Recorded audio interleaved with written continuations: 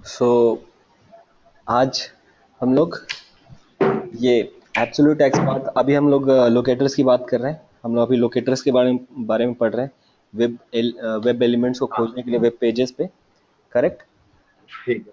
तो करेक्ट। अभी अभी हम लोगों ने पिछले क्लास में देखा था कि किस तरीके से हम लोग डेवलपर्स टूल का इस्तेमाल करके देख सकते हैं हम्म। कि लोकेटर्स को वेरीफाई कर सकते हैं। F12 दबा करके हम डेवलपर्स टूल ओपन कर सकते हैं। कंट्रोल F दबा करके हम वेब एलिमेंट्स को सर्च कर सकते हैं यूजिंग द टैग नेम। और उसके बाद एक बिल्कुल। कस्टमाइज्ड एक्सपाथ मीन्स एक लोकेटर लिख करके हम उसमें पेस्ट करके हम चेक कर सकते हैं कि ये हम्म। वेब एलिमेंट आइडेंटिफाई हो रहा है कि नहीं, वो वेरीफाई कर सकते हैं। तो आज मैं आपको बताऊंगा हम्म। कि जिस तरीके से अभी आप कंट्रोल F दबा करके आप चेक करते हैं कि whether the element is actually present in the web page और लोडेड वेब पेज और नॉट। ठीक है। आपको एक आज हम्म। मैं दूसरा तरीका दिखाऊंगा कि किस तरीके से आप एक वेब एलिमेंट को चेक कर सकते हैं डेवलपर्स टूल में। तो ये चीज़ अच्छा। तो ये हो गई। मैं इसको सेव करता हूँ। हम्म।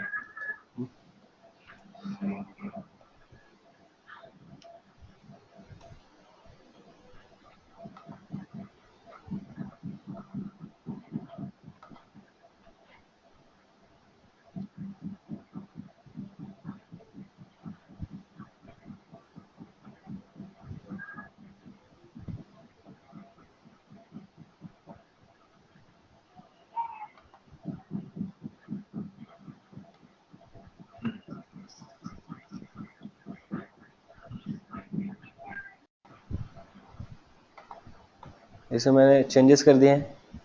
प्लेस होल्डर एट्रीब्यूट यूज़ कर हम्म। लिया है। अब इसको मैं फिर से खोलता हूँ। देखिए, प्लेस होल्डर एट्रीब्यूट यूज़ करने की वजह से अब यहाँ पे जो भी आप लिखोगे कंपोनेंट खुद ही दिखा रहा है कि ये यूज़र नेम का टेक्स्ट बॉक्स है, ये पासवर्ड का टेक्स्ट बॉक्स है। हम्म। ठीक है। ठीक है। तो ये HTML का कमाल ठीक है। है। आपने ये वेब पेजेस तो देख लिया। अब मैं आपको कब से ये चीज़ समझा रहा हूँ, जैसे कि पिछली क्लास से भी आपने ये समझा है कि अगर आपको इस पेज में सोर्स कोड अगर आपको देखना है तो कंट्रोल F12 दबा दिए। कंट्रोल F12 नहीं, मतलब बिल्कुल। मेरा HP का लैपटॉप है इसलिए FN, कंट्रोल के बगल में एक बटन होती है FN। ठीक है। हम्म। तो उसको दबा करके साथ में F12 दबाते हैं। बाकी में डायरेक्ट जो लैपटॉप्स होते हैं उसमें सिर्फ आपको F12 दबाना रहता है। ठीक है। हम्म। या कंट्रोल शिफ्ट आई से भी होता है, पता है। अच्छा, ये लोकेटर आप ऑन करने की बात कर रहे हो। हाँ। सेलेक्ट एलिमेंट, एक सेकंड, खाली इतना क्यों आ रहा है।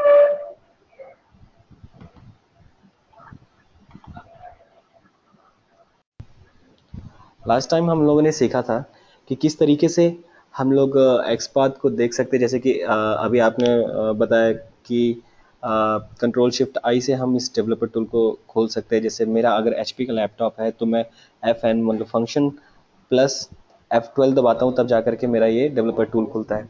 फिर अगर हमको इस डेवलपर टूल को खोलना है तो हमारे पास ऑप्शन में जा करके शायद यहाँ से जा करके कोई ऑप्शन होना चाहिए जो कि बट हम्म। हमारे लिए इतना काफ़ी है कि सिर्फ F12 दबाएं, हमारा डेवलपर टूल खुल गया है। डेवलपर टूल एक्चुअली हम्म। किस चीज़ में हेल्प करता है, आप इसमें एलिमेंट्स चेक कर सकते हैं इन टर्म्स ऑफ आपका जो भी HTML सोर्स कोड होता है आप यहाँ पे देख सकते हैं। ठीक है। यहाँ से आप जिस भी एलिमेंट को जाके इंस्पेक्ट करना है आप इंस्पेक्ट कर सकते हैं। इस पर जस्ट क्लिक कीजिए, इस पर क्लिक कीजिए और उसके बाद यहाँ पे साइड में जा करके वेब एलिमेंट को सर्च कीजिए। अदरवाइज यहाँ पे क्लिक कीजिए, यहाँ पे जो भी वेब एलिमेंट आपको सर्च करना है राइट क्लिक कीजिए। फिर उसके बाद इसमें हम्म। ऑप्शन आएगा इंस्पेक्ट। कंट्रोल शिफ्ट आई जो आप बता रहे हैं ना, यहाँ दिखा रहा है हाँ। हाँ, कंट्रोल हाँ, शिफ्ट दिखा आई। रहा है।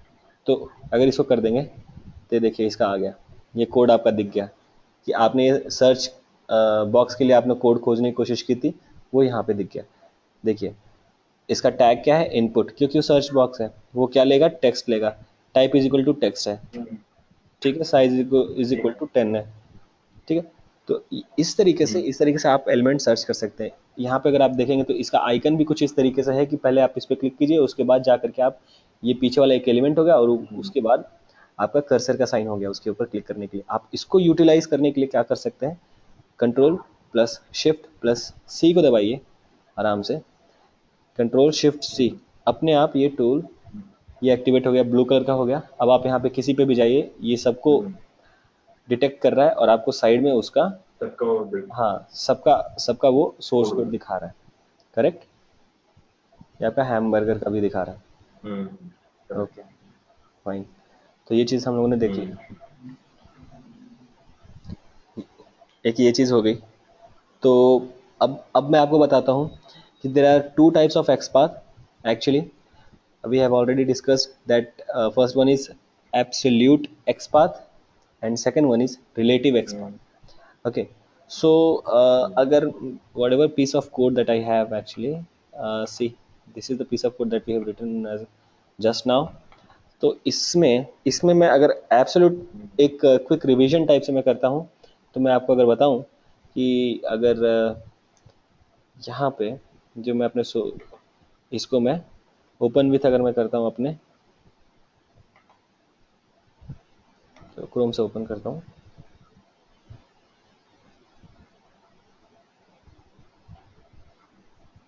ये चीज़ अब मैं यहाँ पे इसको अपने टूल को ओपन कर लिया, डेवलपर टूल को ओपन कर लिया, और मुझे इस पेज में जितनी भी मेहनत HTML में लगी हुई है, या फिर जो ये सिर्फ स्पेसिफिक पेज जो HTML का है उसका सोर्स कोड मुझे देखना है, तो मैं यहाँ पे देख सकता हूँ एलिमेंट्स टैब के अंडर में।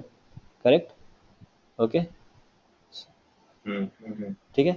अब आपको अगर एक्सपाथ लिखना है तो मैंने आपको समझाया था, कंट्रोल F दबाओ, आप यहाँ पे कंट्रोल F दबाओ, ठीक है। उसके बाद डबल स्लैश, मतलब कि आपको बताया था मैंने, go to entire HTML source code, मतलब ये सब इसमें पूरा का पूरा इंटायर HTML सोर्स कोड में जाओ। इसके बाद मैंने बताया था कि HTML का टैग डालना। तो आपका जो HTML का टैग होगा, मान लो सबसे पहले HTML में जाओ, उसके बाद मैंने बोला था कि चाइल्ड में अगर जाना है, देखो दिखा दिया सबसे पहले ऊपर, ये येलो हो गया, जो भी सेलेक्टेड रीजन होता है वो येलो हो जाता है। अब उसमें मुझे चाहिए, ये यूज़र नेम के लिए चाहिए, ये यूज़र नेम के लिए चाहिए, उसको आइडेंटिफाई करना है, ठीक है, विदाउट एनी मैनुअल एफर्ट। तो मैं उसको इस लोकेटर के थ्रू मैं आइडेंटिफाई करना चाहता हूँ। तो HTML बॉडी, क्योंकि बॉडी उसका चाइल्ड है, आपको मैंने डायग्राम बना करके भी दिखाया था। बॉडी के अंदर में H1 div1 div2 करके है, ठीक है। मैं इसको अगर खोलूं तो ये कुछ इस तरीके से है, ठीक है। div, पहले वाला div दिखाता है कि ऊपर में आपका यूज़र नेम का जो कंपोनेंट है, जो कि यूज़र नेम का टेक्स्ट बॉक्स है। करेक्ट? तो अब यहाँ पे मैं लेता हूँ, क्या ये सबसे पहले क्या है, यहाँ पे मुझे div लेना पड़ेगा, div, ठीक है। अब यहाँ पे मैं लूँगा div, तो है div के अंदर में ही आपका है इनपुट टैग। देखो ये हमारा कुछ, अगर मैं यहाँ पे अगर एब्सोल्यूट लिख रहा हूँ div1, तो देखो अपने आप आइडेंटिफाई हो चुका है, 1 of 1। कितने मैचेस आए आपके पास? एक आया, और एक में से पहला शो भी कर रहा है, ठीक है। जैसे ये क्या हुआ, ये देखो लेफ्ट साइड में देखो स्क्रीन पे वो दिखा रहा था आइडेंटिफाइड। मैं ये div1, अगर मैं इसी चीज़ को div2 कर दूं, आइडेंटिफाई हो गया, ठीक है। तो इस चीज़ को हम बोलते हैं एब्सोल्यूट एक्सपाथ, जिसमें हम ऊपर से रूट से पकड़ते पकड़ते, जैसे HTML then body then div, और ऐसे से काउंट कर करके स्टेप्स पहुंचते हैं। जैसे बादशाह की मूवी में काउंट स्टेप्स को काउंट कर करके वो रूम में जाता है, किचन में जाता है, और इस तरीके से सारे काम करता है। करेक्ट? जो कि एक आइडेंटिफाइड और एक स्टैंडर्ड प्रोसेस नहीं है, क्योंकि मान लीजिए कल को आपका घर चेंज हो गया, या फिर कल को आपका एरिया चेंज हो गया, आप कहाँ कहाँ के स्टेप्स को याद करोगे, किस किस को डॉट्स को कनेक्ट करके आप आगे बढ़ने की कोशिश करोगे, तो वो एक स्टैंडर्ड प्रोसेस नहीं हुआ। इसलिए एब्सोल्यूट एक्सपाथ कभी भी ये वैसे भी बिगड़ सकता है ना, जैसे अगर मान लो बीच में कुछ और टैग्स आ जाएगा तो भी ये अपना ये कंपोनेंट कल को अगर बदल गया, यूजर नेम और पासवर्ड के बीच में अगर कोई मान लो एक टेक्स्ट आ गया, जैसे फॉरगॉट पासवर्ड आ गया, ठीक है, तो ये तो हाँ तो वो ये तो हिरार्की div 3 हो गया, तब तो फिर पासवर्ड तो div 3 हो जाएगा। हाँ वो चीज बिगड़ जाएगी, मतलब वो हाँ पकड़ना वो हाँ। एरर है। तो आप रेफरेंस ले लेकर के इसके बगल में ये होगा, उसके बगल में ये होगा, इसके बगल में वो होगा, ऐसे ऐसे करके आप आगे बढ़ने की कोशिश कर रहे हो, हाँ जो कि करेक्ट नहीं है। हाँ ठीक जो है। कि सही करेक्ट। ठीक है। तो आप इस तरीके से अगर आप लिखते हो तो ये होता है आपका absolute x path.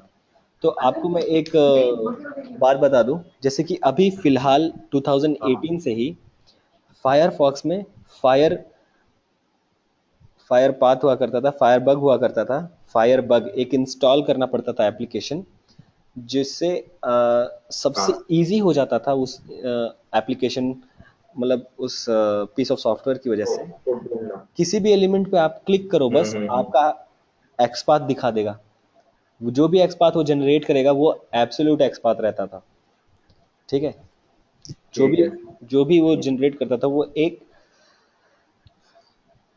Absolute XPath होता था। एब्सोल्यूट। तो हाँ, वो एब्सोल्यूट एक्सपाथ होता था, तो बहुत सारे लोग उसी को यूटिलाइज कर लेते थे। अब फायरबग का लाइसेंस एक्चुअली में खत्म हो चुका है फायरफॉक्स के साथ, और उन लोगों ने सब कुछ इंटीग्रेट कर दिया है अपने डेवलपर्स टूल में, इसलिए लोग आजकल इस तरीके से पढ़ा रहे हैं। अदरवाइज पहले कोई भी इस तरीके क्रोम से में। नहीं पढ़ाता था। अच्छा। कुछ कुछ महीने पहले से ही मैं बता रहा हूँ, और अभी भी लोग फायरबग इस्तेमाल कर रहे हैं अपने। जैसे कि ये मेरा फायरफॉक्स है, इसको मैं डाउनग्रेड कर दूं, अपग्रेड की जगह डाउनग्रेड कर दूं, हम्म 45 वर्जन पे कर दूं, तो मेरा भी हम्म। फायरबग चलने लगेगा। बट 5.0 अच्छा या फिर 5.3 के बाद से वो चल नहीं रहा। अच्छा अच्छा। ठीक है। ठीक है। ये चीज़ आपको समझ में आ गई। ठीक। अब अब मैं आगे। आपको बताऊं, जैसे कि मैंने अभी क्या लिखा था। HTML body div. हाँ, और ये करेक्ट है कि नहीं, मान लो ये एक तरीका हो गया आपका खोजने का, कंट्रोल एफ। मान लो आप ये चीज़ जानते ही नहीं है। ठीक है। मैं आप जाओ हम्म कंसोल पे गए, हम्म आपने लिखा क्लियर। ठीक है। आपने लिखा डॉलर हम्म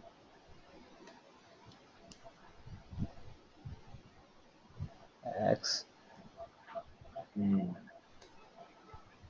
दो आपने ब्रैकेट बनाए, वो ब्रैकेट के अंदर स्ट्रिंग आप दोगे इसलिए हम्म। ऐसा दे दिया। उसके बाद सब कुछ आपने ये कर दिया।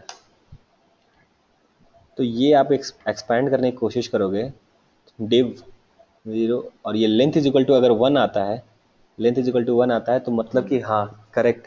आपने जो आइडेंटिफाई करने की कोशिश की है हम्म। वो एक्चुअल में करेक्ट है। उसका एक ही एलिमेंट फाइंड हो रहा है। अगर वो 2 आया, लेंथ लेंथ हम किसके लिए यूज़ करते हैं यार? लेंथ हम उसके लिए यूज़ करते हैं ना कि लेंथ हम हाँ साइज के लिए, हाँ, नंबर ऑफ साइज एलिमेंट। निकालने के लिए करते थे हाँ अरे की। हाँ, तो कितने सारे एलिमेंट्स फाइंड हो रहे हैं, तो आप इस तरीके से भी पता कर सकते हो। ज़ीरो हुआ तो आपका एक भी नहीं हो रहा है। मान लो अगर इसी को मैं थोड़ा गलत कर दूं, जैसे अगर मैं यहाँ पे क्लियर करता हूँ, क्लियर। ठीक है। अब मैं यहाँ पे फिर से लिखता हूँ डॉलर का साइन, फिर एक्स, फिर एक स्मॉल ब्रैकेट, स्ट्रिंग है इसलिए ये, फिर है ये 3, टू जो कि है नहीं। थ्री।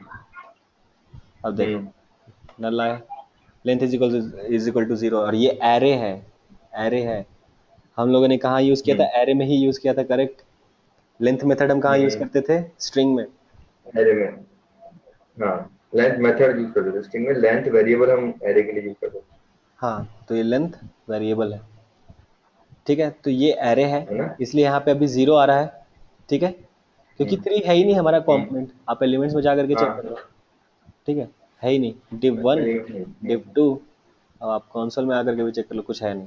ठीक है, तो ये एक तरीका हो गया, जो कि हम्म उससे ज़्यादा अच्छा तो मुझे यही लगता है कि आप इस तरीके से कर लो, क्योंकि मेरे को ये थोड़ा इजी लग जाता है। बट एक तरीका ये भी है पता करने का, कि अगर आप हम्म। थोड़ा सा और खोजोगे तो आपको पता चलेगा ऐसे। ठीक है। ठीक है। ठीक है। ओके, तो आपको ये चीज़ पता चल गई। अब मैं आपको थोड़ा बता दूं, absolute XPath should not be used in real time selenium scripts. क्यों? क्योंकि जब भी लोकेशन, जब एलिमेंट का चेंज होता है या फिर रिक्वायरमेंट जब भी चेंजेस होते हैं, absolute XPath will fail to identify the object on the source code और ऑन द वेब पेज। ठीक है, ये चीज़ तो आपने देख लिया। ठीक है, हम्म, आप आपको ये पता चल गया कि div tag is used to create in मतलब next line, मतलब text create gives next the line. control in the next line। हम्म। ठीक है, अब मैं आपको बताता हूँ ठीक। कि एक रिलेटिव एक्सपाथ क्या होता है। तो आपको मैं बता दूं कि ये आपका सोर्स कोड हो गया, अभी इसको छोड़िए। Double tag double forward slash मतलब go to HTML source code, फिर लिखना है आपको HTML टैग, HTML टैग ये हुआ। इसके बाद एट द रेट मतलब attribute attribute equal to value single quotes.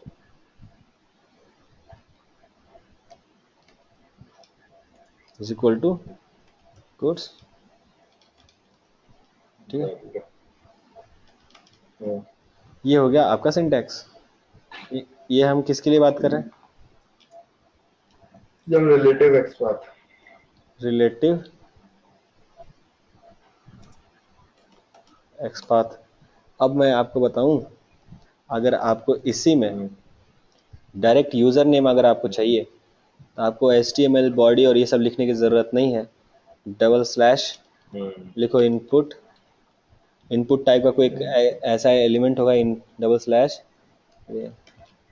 Input, input input tag. Input सबसे पहले क्या करेगा, सबसे पहले HTML सोर्स कोड में जाएगा और जितने भी इनपुट नाम के जितने भी वो हैं अपने पास सोल्जर्स हैं, बोल दीजिएगा। जितने भी हमारे पास हम्म, इनपुट नाम के टैग्स वाले जितने भी एलिमेंट्स हैं, इनपुट इनपुट एलिमेंट्स हैं, वो सबको एब्जॉर्ब कर लेगा। और हम्म, उसमें से अब हमको और हम्म, यूनिक यूनिक एलिमेंट चाहिए, इसलिए सारे इनपुट में से कौन सा यूनिक होना चाहिए? Type is equal to text हो और हाँ, at the rate type is equal to text हो तो नहीं होगा, at the rate name is equal to user. ठीक है, हाँ, ये हो। Name is equal name to, equal to user. Sorry. कभी भी अपने हाथ से मत लिखना, जो ये वैल्यू रहती है। हाँ, ठीक है, कॉपी करें। हाँ वहाँ जा करके कॉपी कर लो। खुद से लिखोगे तो लंबा टेक्स्ट होता है, आइडेंटि अच्छा। ये यू स्मॉल यू है, अगर आप कैपिटल यू भी कर दो तो वो आइडेंटिफाई नहीं हम्म, करेगा। जैसे मैं आपको चलो अब करके ही दिखाता हूँ। इसको मैंने कैपिटल यू कर दिया है। ठीक है, कैपिटल यू कर दिया, यहाँ पे क्या है, हम्म, स्मॉल यू है। ठीक है, हम्म, चलो मैं आपको ये करके ठीक दिखाता है। हूँ। ठीक है, एलिमेंट्स में कंट्रोल एफ, ये कोई एलिमेंट फाइंड नहीं कर रहा है तो ऑटो था, हम्म, इसी को मैं कैपिटल यू को स्मॉल कर रहा हूँ, आइडेंटिफाई कर लिया, पूरा येलो हो हम्म, गया, दिख रहा है आपको? एक केस सेंसिटिव। हाँ, तो एग्जैक्ट कभी केस है। भी जो यहाँ से आप लिखते हो उसको पहले कॉपी कर लो नोटपैड में, उसके बाद आप इसमें हम्म, यहाँ पे एक्सपाथ ठीक में है। आप वैल्यूज को पुटअप करने की कोशिश करो कभी भी। ठीक है, ये एक लर्निंग रहेगी। तो आपको मैं बताऊं, डबल हाँ, फॉरवर्ड स्लैश का मतलब क्या हुआ? Anywhere in the HTML source हाँ, code. Double double forward slash का मतलब ये हुआ कि go to entire HTML source code, input हो गया आपका HTML टैग। तो वो सारे के सारे सबसे पहले क्या करेगा, सबसे पहले जाएगा एंटायर HTML सोर्स कोड में डबल स्लैश फॉरवर्ड स्लैश की वजह से। उसके बाद वो क्या करेगा, जितने भी उस HTML पेज में, जो कि पेज आपका लोड हुआ है अभी खुला है, नहीं इसका मतलब ये नहीं कि जितने सारे पेजेस होंगे उस वेबसाइट में, हो सकता है 60-70 पेजेस हो। ठीक, बट वो 60-70 पेजेस में से हाँ, सिर्फ एक पेज आपने खोला है। जो पेज लोड हुआ है, हाँ, जो पेज लोड हुआ है उसमें से उसका। जितने भी इनपुट इनपुट एलिमेंट्स हैं, हम्म, ठीक है, वो आ जाएंगे। उन सबको वो एब्जॉर्ब कर लेगा, एक एरे लिस्ट बना लेगा। एक एरे लिस्ट बनाने के ठीक है। बाद आप बोल रहे हो जितने भी इनपुट है उतने तो तुमने कैप्चर कर लिया, अब इनपुट में भी जो ढेर सारा है जिसका हम्म, एट्रीब्यूट नेम हो और उस हम्म, नेम का वैल्यू हो यूजर, उसको ढूंढना है। वो चलिए। ठीक है, ठीक है। ये चीज आप समझ गए, क्लैरिटी आई? हम्म, ठीक है। क्लैरिटी आ गई। Even though requirement changes relative XPath never fails. क्यों? क्योंकि आप डायरेक्ट आप हिट कर रहे हो, बुल्स आई इसको बोलते हैं। ठीक है। ठीक है। तो whenever XPath is written directly to the web element using its backend attribute is called relative XPath। ठीक है। ठीक। whenever XPath, आप ध्यान से सुनने की कोशिश करो। whenever an XPath is written hmm, whenever an XPath is written directly to the web element, जैसे ये हो गया, using its backend attribute is called relative XPath। relative XPath never fails to identify the object even though object location changes। अगर मैं इसको, अगर मान लो अभी मैं कर ही देता हूँ आपको, मैं ये चेंज करके दिखाता हूँ। ये चीज़ यहाँ था, क्रॉस किया, यहाँ हटाया, रेडियो, ये मैंने यहाँ कर दिया, इसको मैंने सेव कर लिया, इसको मैं हटा दिया। ठीक है। तो ये अभी मेरा सोर्स कोड ऐसा ही है। चलो ठीक है, यहाँ पे गया, सबसे पहले मैं इसको बंद करूँ, यहाँ पे गया, इसको गया ओपन विथ किया, क्रोम में किया, पासवर्ड ऊपर आ गया, यूज़र नेम इधर आ गया। अब मैं कंट्रोल कंट्रोल शिफ्ट, करता है। हाँ कंट्रोल शिफ्ट सी भी दबा दिया तो चल गया मेरा। कंट्रोल शिफ्ट सी डायरेक्ट दबा दिया तो ये भी ओपन हो गया, ये एक्टिव हो गया। अच्छा ठीक अच्छा है। अच्छा, दोनों काम हुआ। हाँ ठीक है। तो पोजीशन चेंज हो गई। हाँ, अब मैं लिखता हूँ जो कि पहले लिखा था, डबल स्लैश इनपुट, ये इनपुट अगर देखो double slash input, double slash input, ये एट द रेट नेम, जैसे नेम कोई यूजर यूज़र अंडरस्कोर। आइडेंटिफाई हो गया। ठीक है। ऊपर नीचे होने की वजह से कोई भी डिफरेंसेस नहीं है इसमें। फर्क फर्क। ठीक है। ठीक है। अगर यहीं पे मैं एट्रीब्यूट ना यूज़ करके अब वन जो कर रहा हूँ, ये तो डबल स्लैश ये गलत इनपुट वन, तो ये तो अब पासवर्ड ले रहा है क्योंकि अब तो चेंज हो गया है। तो आपने है। जो भी सोचा होगा, पासवर्ड में आपका ईमेल चला जाएगा और यूज़र नेम में आपका पासवर्ड लिख जाएगा। ठीक है। जब भी चेंजेस हो गए तो क्या होगा, गलत। ऑटोमेशन में हम हमेशा जब भी हम टेस्टिंग करते हैं तो आपका एक मैसेज क्या आता है, यो यूज़र नेम, जब भी आप पासवर्ड या फिर पासवर्ड आपका गलत होता है तब भी आपको क्या आता है मैसेज, योर यूज़र नेम और password might have been incorrect. Okay, ये लिख करके आता है, आपको ये नहीं बताता कि आपका यूज़र नेम सही था बट पासवर्ड गलत है। तब तो उसको तो पता चल जाएगा यूज़र को कि यार चलो यूज़र नेम तो सही है, अब बस मुझे पासवर्ड ढूंढना है जो हैकर है। ठीक है। ठीक है। तो अब इसमें तो वो पूरा पूरा वही चीज़ उसका काम जो है, जैसे उसका काम और इजी हो जा रहा है पासवर्ड कंपोनेंट में, जो कि रहता है डिसेबल्ड रहता है टेक्स्ट। ठीक है। और यूज़र नेम में आप उसका पासवर्ड प्रिंट करा दे रहे हो गलती से, मान लो ये थोड़े से चेंजेस हो गए, तो इसमें जो भी पासवर्ड आप लिखोगे वो तो अब दिख जाएगा। सही। Blunder mistake, correct. सही। तो ये थोड़े से चेंजेस की वजह से, थोड़े से लोकेशन चेंज कर देने की वजह से आपका एलिमेंट आइडेंटिफाई नहीं हो रहा है और इसमें आपको इशू आ रहा है। करेक्ट। ये चीज़ आपका हो गया, ये चीज़ आपको क्लैरिटी आ गई। सो whenever a web element whenever web element is not able to identify with one attribute, आपको अगर मैं बताऊं तो जैसे एक एट्रीब्यूट से अगर आपको पता नहीं चल रहा है, जैसे कि अगर मैं बताऊं double slash input, double slash input input at the rate type is equal to equal to text. Text. कितने आ रहे हैं आपके, वन ऑफ टू, मतलब कि टोटल दो मैचेस कितने हैं, दो मैचेस आ गए। ठीक है। तब तो यार तब तो यार बहुत दिक्कत हो गई है आपको, इस तरीके से तो आप नहीं कर सकते। आप यहाँ पे भी अगर कॉन्सोल में चेक कर लो, clear, dollar X. Dollar X, ये अंदर गए स्ट्रिंग, यहाँ पे ये डाला।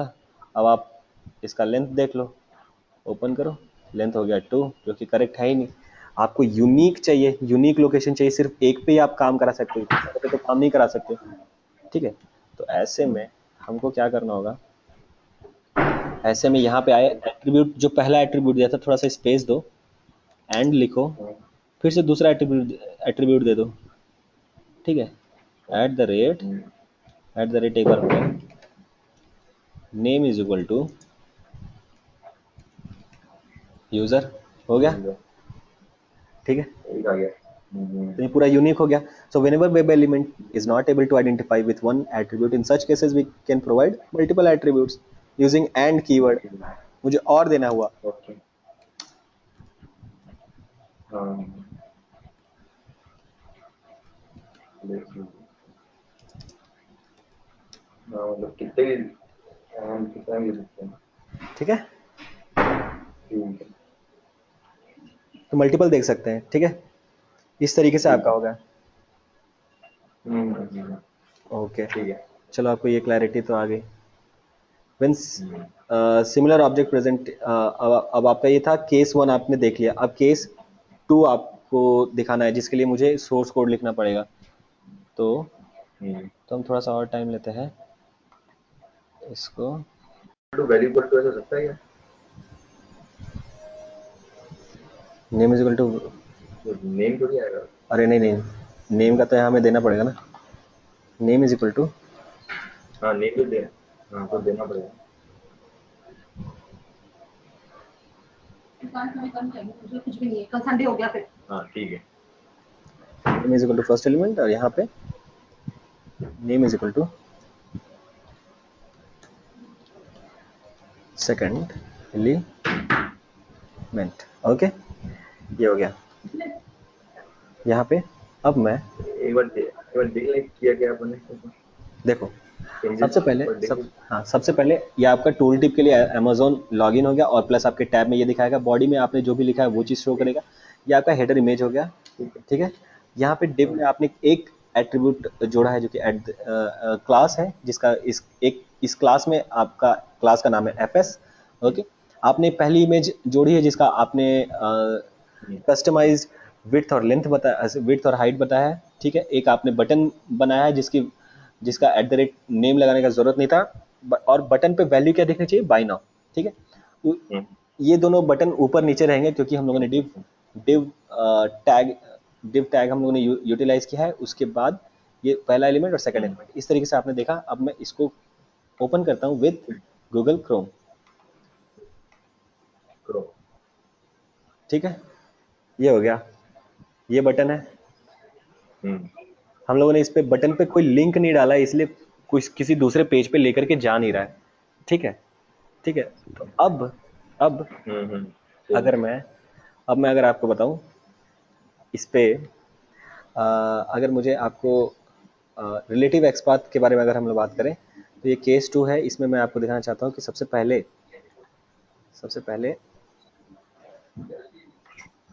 ऊपर में बॉडी है,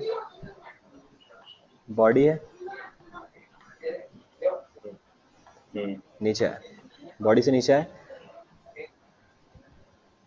सोर्स कोड खोल रहे हैं, बॉडी है, बॉडी के नीचे में क्या है, सबसे पहले आपका है h1, दूसरा क्या है, div, ठीक है। हाँ, एक चीज़ मैंने यहाँ पे लिखा नहीं है, उसको मैं लिख देता हूँ। ये div खत्म होने के बाद ही लिखना था।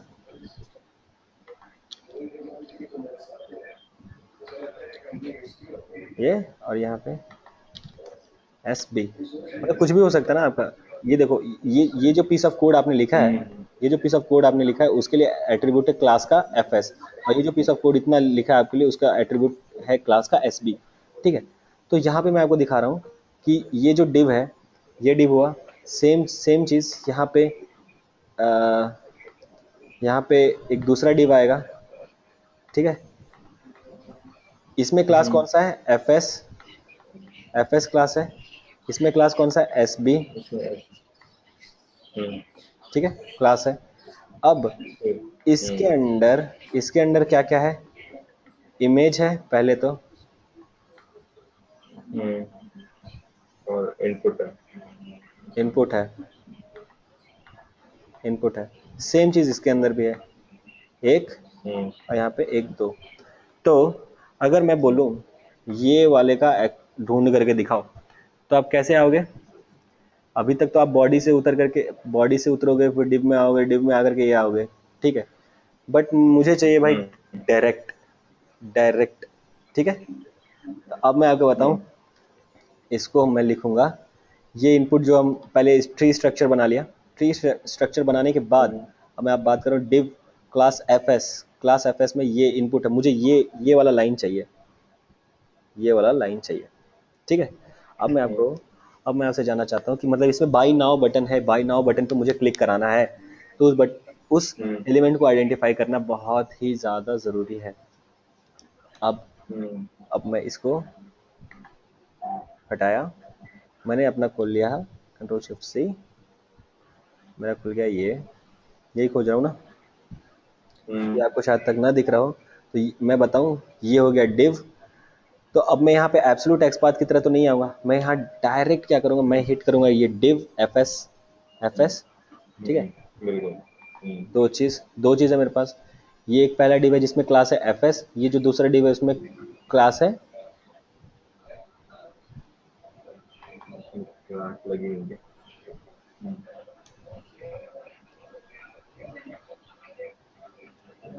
कितना टाइम लगेगा?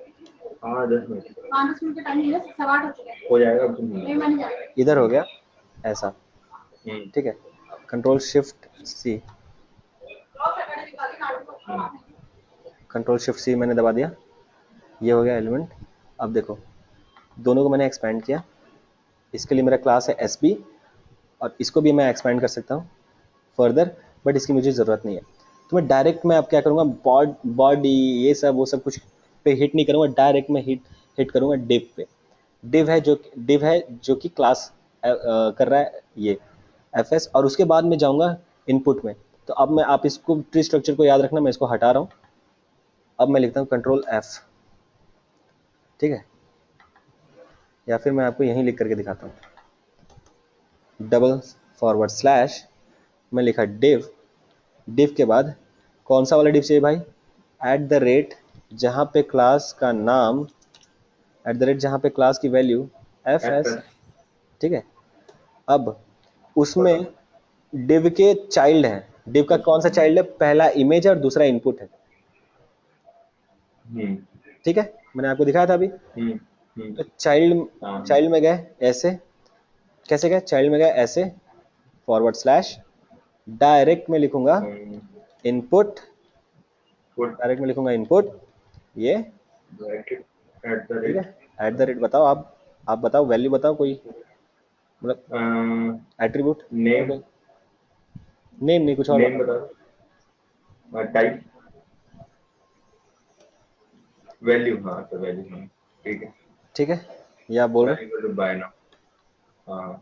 अब मैं इसको कभी भी हिम्मत भी नहीं करूंगा खुद से लिखने का, क्योंकि गलत हो सकता है, ओके ठीक है। क्या होता है। तो मैंने डायरेक्ट क्या किया, अभी बताओ ये रिलेटिव एक्स बात है कि नहीं, आपको कहीं से भी एब्सोल्यूट एक्स बात लग रहा है, ये डायरेक्ट हिट कर रहा है यहाँ पे, कंट्रोल एफ, हम्म ये, और एक भी नहीं निकला। हम